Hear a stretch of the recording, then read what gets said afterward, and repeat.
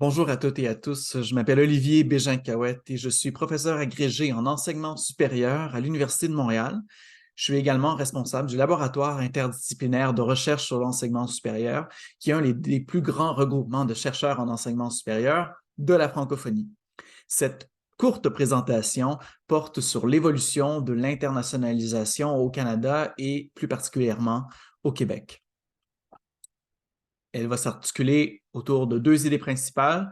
D'abord, l'évolution de l'internationalisation au Canada depuis, évidemment, ses débuts, et la même chose au Québec, puisque, comme vous le savez, le Canada est une fédération dans laquelle il y a 10 provinces et 3 territoires. Les provinces ont compétences exclusives en matière d'éducation, ce qui fait qu'on dit souvent qu'il y a 10 systèmes d'enseignement supérieur au Canada et chaque système d'enseignement supérieur s'internationalise en fonction des caractéristiques politico-économiques, sociales et culturelles, évidemment de l'État dans lequel il est imbriqué. Commençons avec le Canada. J'ai pris ici les étapes de l'internationalisation telles que définies par Raby et Vallot en 2007. Donc, on commence tout d'abord avec une première phase qu'on appelle l'émergence. L'émergence, c'est souvent alors que l'internationalisation existait avant qu'on en parle finalement. Il faut d'abord comprendre que les premières universités qui ont été fondées au Canada ont été fondées par des légats pontificaux ou royaux. L'université, par exemple, McGill a été fondée par une charte royale de la reine Victoria. La même chose pour King's College, qui est devenue l'Université de Toronto en Ontario. Et ces universités-là, évidemment, étaient inspirées en partie par ce qui se faisait en Europe. Plusieurs des professeurs avaient été formés au Royaume-Uni. Par contre, il faut quand même mentionner que l'Université McGill et l'Université de Toronto ont été pendant une centaine d'années membres de l'Association américaine des universités. Donc, évidemment, les liens entre le Canada et les États-Unis en matière d'enseignement supérieur, du moins du côté universitaire, ont été depuis toujours très forts. À partir de la fin de la Deuxième Guerre mondiale, le Canada prend son indépendance par rapport au Royaume-Uni, établit ses propres bureaux de relations internationales.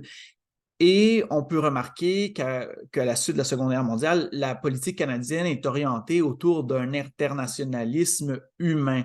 Hein, on met sur place un bureau des coopérations universitaires ou académiques à l'intérieur du ministère des Affaires étrangères. Donc, c'est l'idée d'échange de professeurs, d'apprendre à se connaître, de compréhension mutuelle.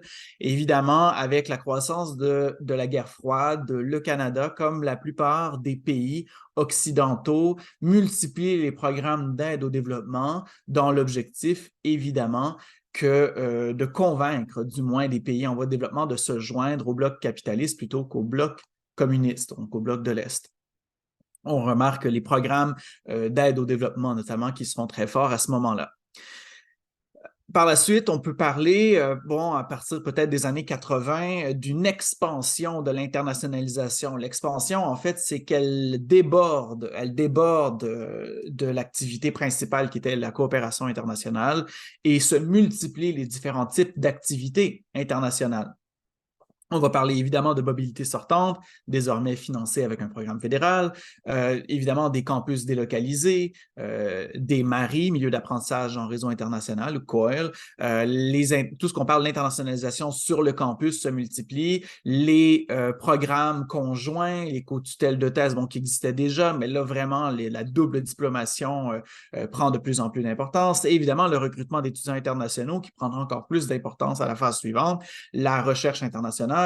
Donc, au Canada, ça a pris un certain temps avant que les plus grands organismes subventionnaires financent des projets de recherche internationale ou incluent des composantes. Mais aujourd'hui, Apogée Canada, les fonds d'excellence, Génome Canada, les chaires d'excellence en recherche ont aussi donc toute une composante internationale à l'intérieur. Et vraiment, on peut dire que le Canada, son internationalisation passe d'une logique from aid to trade, donc dans le fond, de l'aide au commerce. Et on le remarque vraiment avec la signature dans les années 90 de l'accord général sur le commerce des services. Et vraiment, l'enseignement supérieur est alors perçu comme un service qu'on peut exporté, qui est commercial, qui est donc marchandisé. D'ailleurs, l'enseignement supérieur fait partie de la première mouture de l'ALENA, ce qui a été reconduit dans sa nouvelle mouture, évidemment. Et ce ne serait-ce qu'un exemple, évidemment, mais si on regarde l'augmentation, ou ce qu'on va appeler la croissance, en 2000, il y avait 122 000 étudiants internationaux au Canada et en 2022, c'est 807 000. Donc, évidemment, il y a une croissance exponentielle, elle est gigantesque. Disons, les étudiants internationaux constituent aujourd'hui le troisième secteur d'exportation du Canada, ce qui est extrêmement important. Évidemment, et il rapporte en fait, il contribue à l'économie canadienne à hauteur d'environ, ou peut-être un peu plus, de 25 milliards de dollars canadiens par année. Donc, évidemment, c'est un secteur extrêmement important. La dernière phase de l'internationalisation, c'est l'institutionnalisation. Donc, un peu tout ce qui s'est fait avant, c'est fait sans qu'il y ait nécessairement une politique cohérente, claire. Et pendant longtemps, le gouvernement canadien, puisque l'éducation n'est pas sous sa juridiction, s'est retenu de formuler une politique claire en matière d'éducation internationale. Mais voilà, en 2014, donc le Canada le fait et développe sa première stratégie d'éducation internationale. Il y en aura une deuxième après en 2019.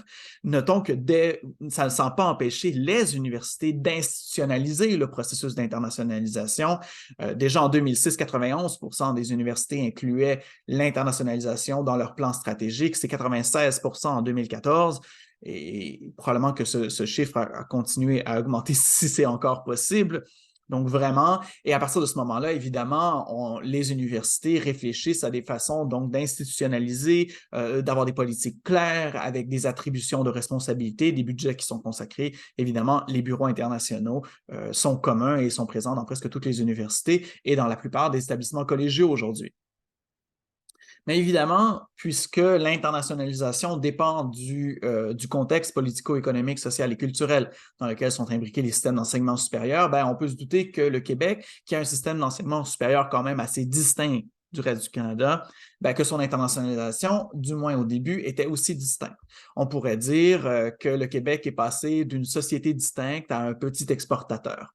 On peut rattacher l'émergence de l'internationalisation avec les missionnaires au début du 20e siècle, canadiens-français, qui se rendaient à l'étranger. On parle de certaines congrégations jésuites, mais aussi Sœurs Grises, Sœurs de la Providence, enfin, communautés religieuses qui se rendaient à l'étranger et qui faisaient du missionnariat dans un but de prosélytisme et qui revenaient enseigner dans les collèges classiques ou dans les universités. Et donc, on peut parler d'une première forme d'internationalisation. Mais vraiment, évidemment, la phase de la reconnaissance, c'est en 1965, lorsque le ministre de l'Éducation formule la doctrine Gérin-Lajoie, selon laquelle le Québec a le droit d'établir des relations internationales dans ses champs de compétences, donc l'éducation.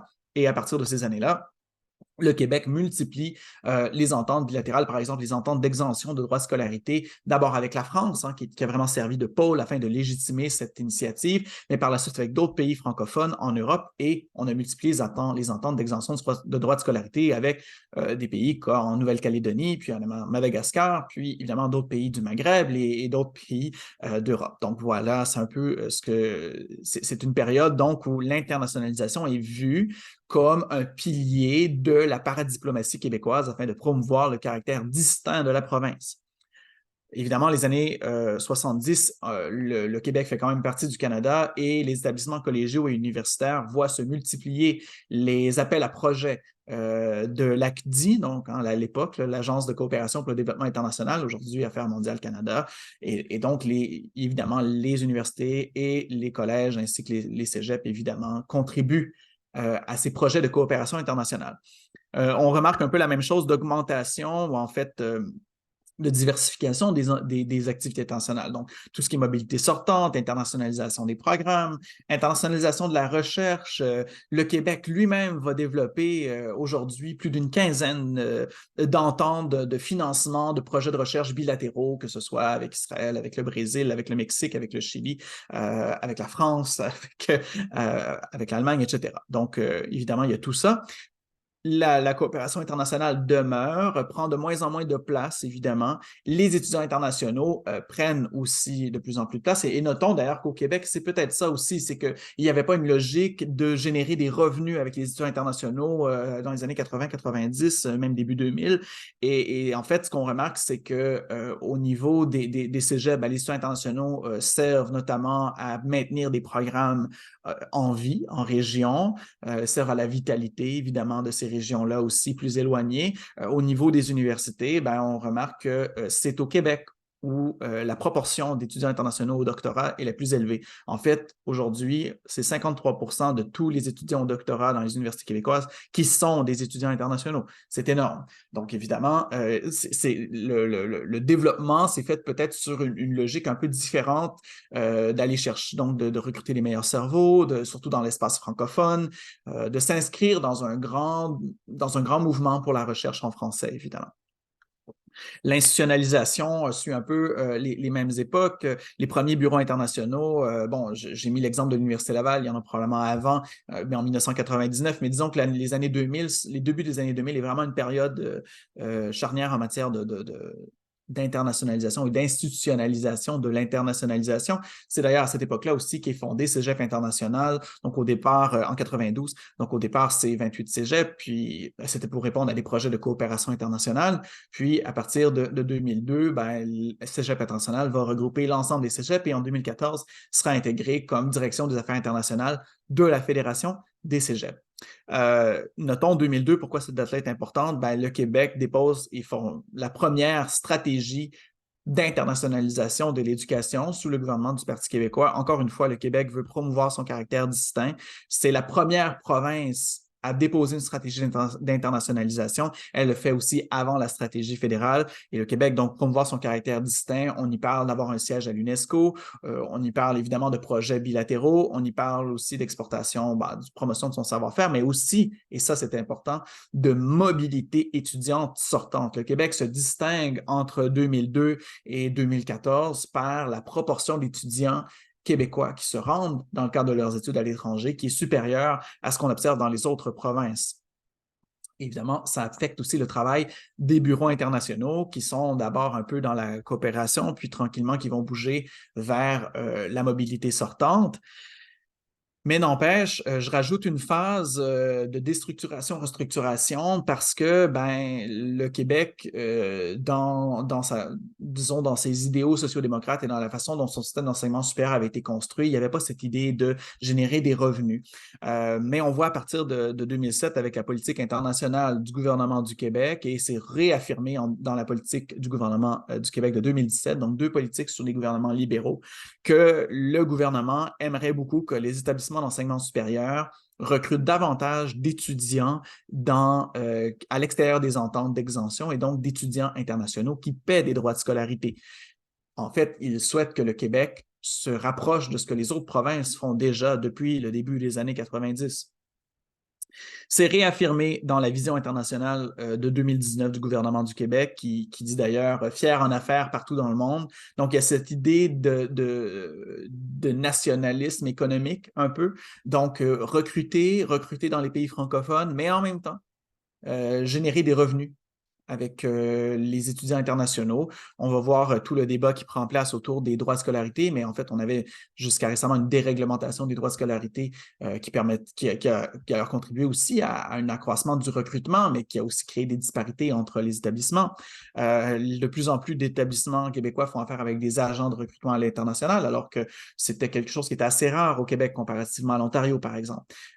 Et une nouvelle priorité, en fait, c'est qu'on remarque effectivement donc l'internationalisation à travers le recrutement d'étudiants internationaux est un peu la nouvelle pierre d'assise de tout ce mouvement qui a évolué. Évidemment, ça fait que les bureaux internationaux ont dû s'adapter à une nouvelle réalité, restructurer leurs activités.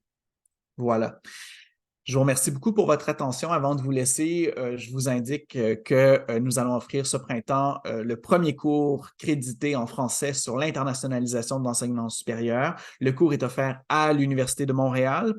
Par contre, il a été co-créé par des profs de 7 universités différentes. Il va être co-enseigné par 3 professeurs d'universités différentes.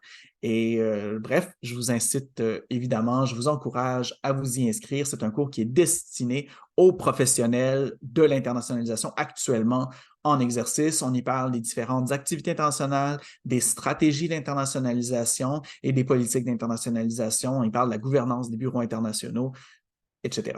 Je vous incite à vous inscrire. Pour ce faire, vous devez vous inscrire comme étudiant libre à l'Université de Montréal et puis après ça, sélectionner le cours qui sera offert ce printemps. Les inscriptions débutent en février. Je termine aussi rapidement en précisant que ce cours fait partie du tout nouveau DESS en enseignement supérieur qui comprend 2 concentrations, une concentration pour les gens qui souhaitent enseigner ou enseignent déjà au collégial et à l'université et une concentration en administration pour les cadres et les professionnels du collégial et de l'université, qu'ils soient en formation ou en exercice. Et donc, ce DESS vous permet de suivre des cours sur les fondements et enjeux de l'enseignement supérieur, sur le leadership, l'internationalisation, évidemment, l'administration des collèges, des universités, les études comparées, l'élaboration et l'évaluation de programmes et différents cours sur différentes thématiques, dont, par exemple, les rapports ethniques, etc. Je vous remercie énormément pour votre attention et je vous souhaite un bon congrès.